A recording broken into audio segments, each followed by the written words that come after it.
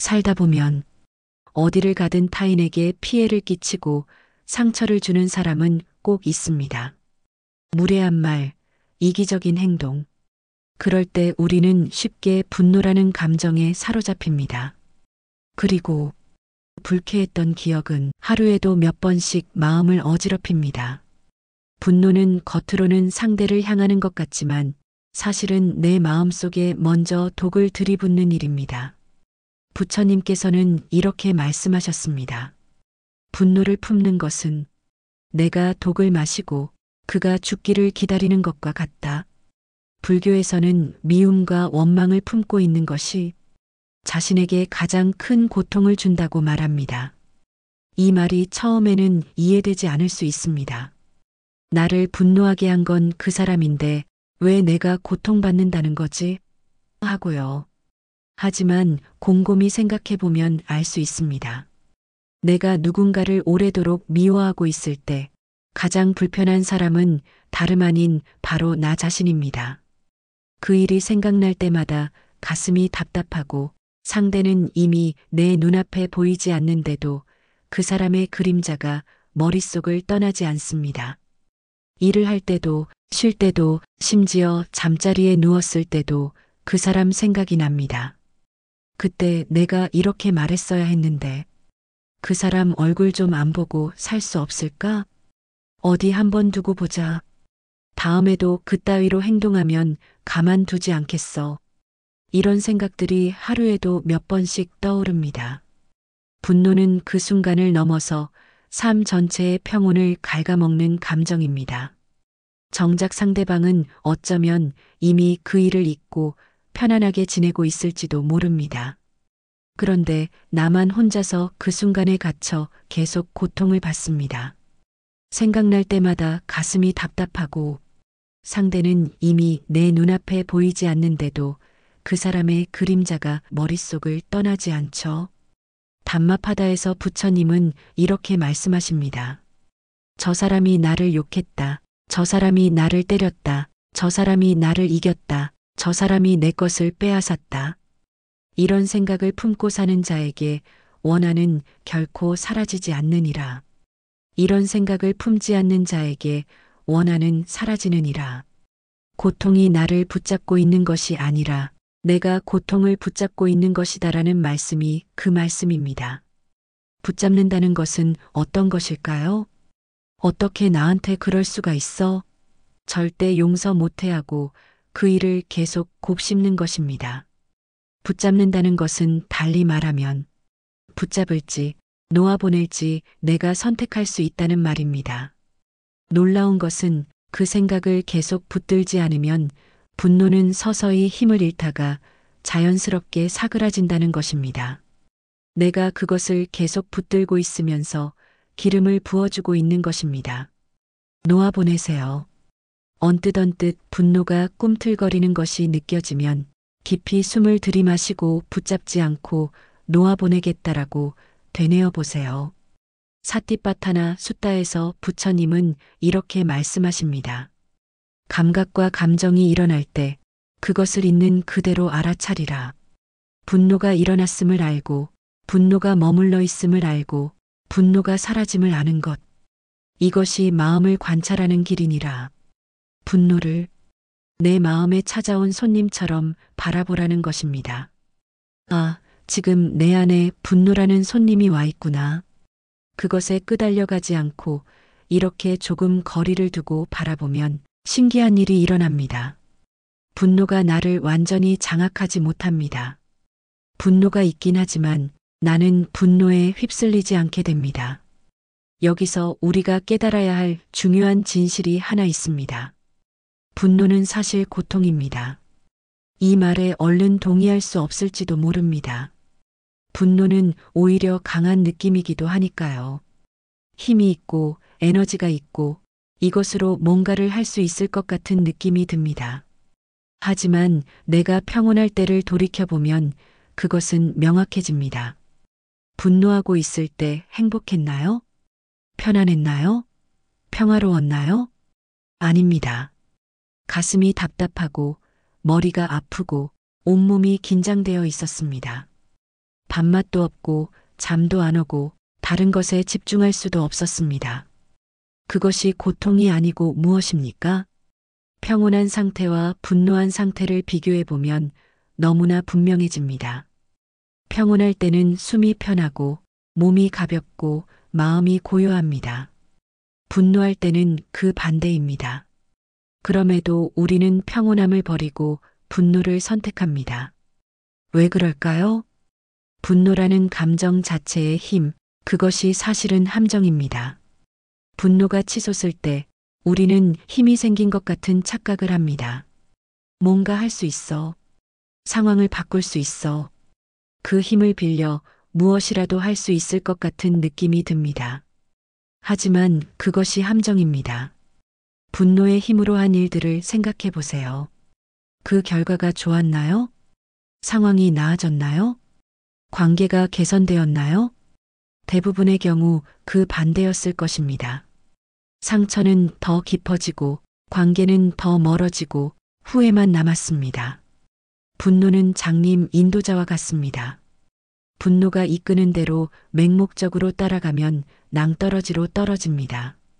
분노는 사실 상처의 다른 얼굴입니다. 부처님께서는 분노의 겉모습이 아니라 그 안쪽을 보라고 하셨습니다.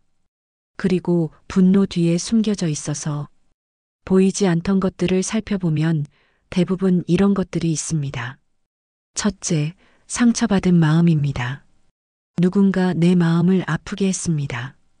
무시당했거나 존중받지 못했거나 부당하게 대우받았습니다.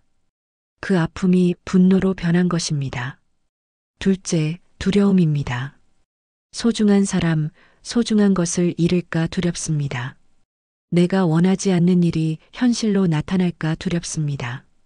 그 두려움이 원치 않는 일을 막기 위해 분노로 나타납니다. 셋째, 무력감입니다. 상황을 통제할 수 없다는 느낌. 내가 아무리 해도 바뀌는 게 하나도 없구나라는 좌절감. 이 무력감이 분노로 표출됩니다. 넷째, 기대감의 배신입니다.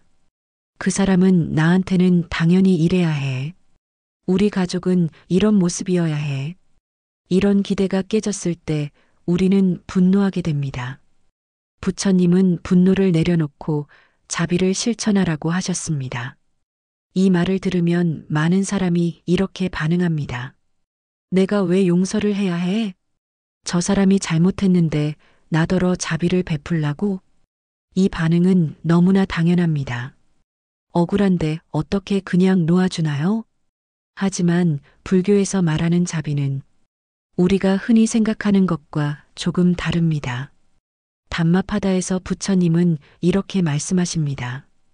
분노를 자애로 이기고 악을 선으로 이기며 인색함을 보시로 이기고 거짓을 진실로 이겨라. 분노하는 자에게 분노로 갚지 않는 자가 두 가지 승리를 얻느니라. 자신의 이익과 타인의 이익 모두를. 불교에서 말하는 자비는 상대를 위해서가 아니라 나 자신을 위한 것입니다. 자비는 미움을 억지로 덮는 것도 아니고 상대를 변명해 주는 것도 아닙니다. 그저 그 감정을 그대로 인정하고 흘려보내는 것. 그 마음에서 벗어나는 것입니다. 왜 그래야 할까요? 그래야 내 마음이 다시 고요해지고 내가 나를 더 이상 해치지 않게 되기 때문입니다. 누군가를 미워하는 마음을 품고 사는 것은 뜨거운 석탄을 손에 쥐고 있는 것과 같습니다. 그 석탄을 상대에게 던지려고 계속 쥐고 있으면 먼저 타는 것은 내 손입니다. 자비는 그 석탄을 내려놓는 것입니다. 상대를 위해서가 아니라 더 이상 내 손을 다치지 않기 위해서 내려놓습니다. 놓아준다는 말을 들으면 뭔가 대단한 일을 해야 할 것 같습니다. 큰 결심을 하고 상대를 만나서 용서합니다라고 선언해야 할 것 같습니다. 하지만 그렇지 않습니다. 놓아준다는 것은 조용하고 내밀한 일입니다.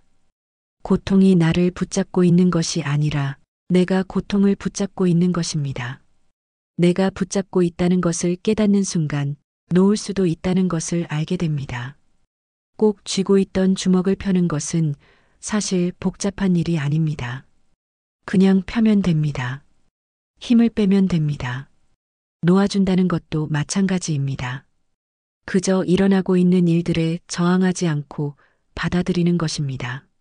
상대가 변하기를 기대하지 않는 것, 그 사람이 사과하기를 기다리지 않는 것, 그 일이 없었던 일이 되기를 바라지 않는 것, 다시 말해 어떤 것도 바꾸려 하지 않는 것입니다.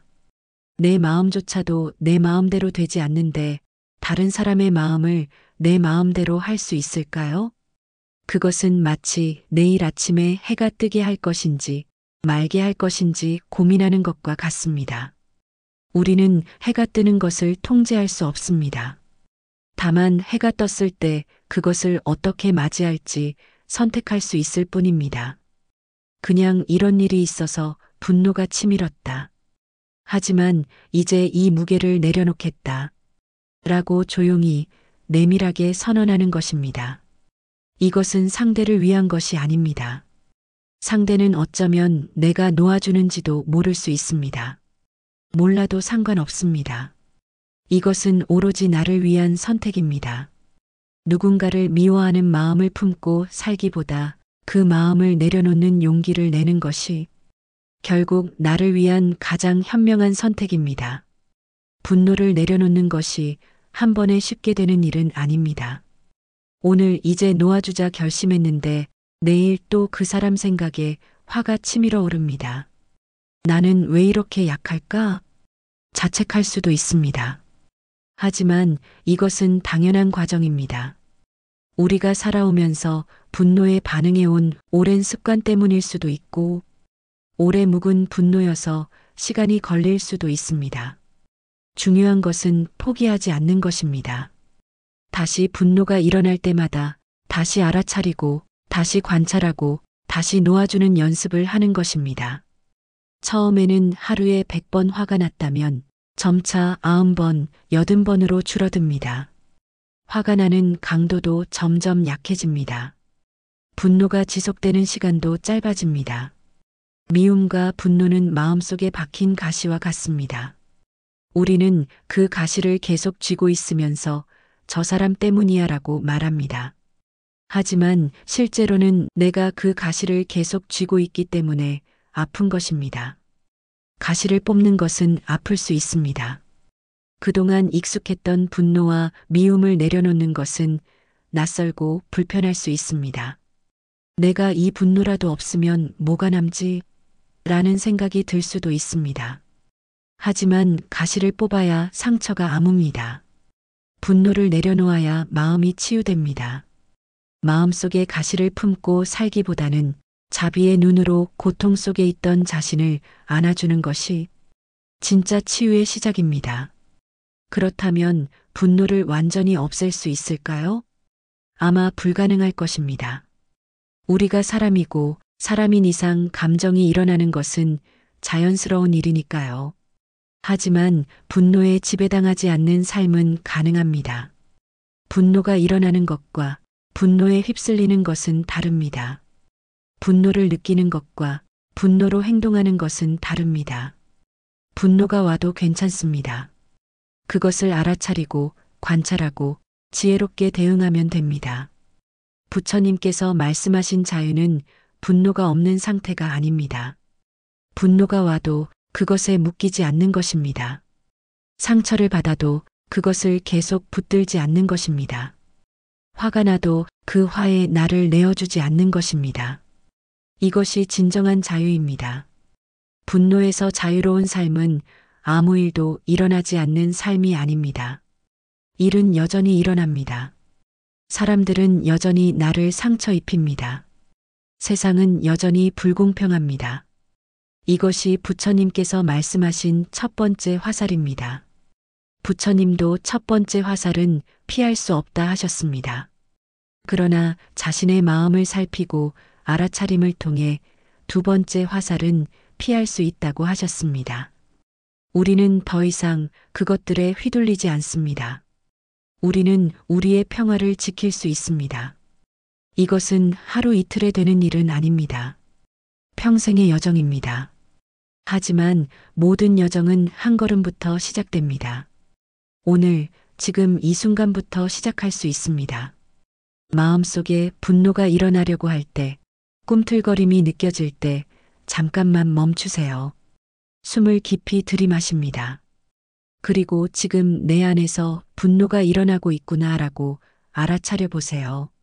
그 알아차림이 분노와 나 사이에 공간을 만들고 나의 태도를 결정할 수 있는 선택권, 즉, 자유를 줄 것입니다.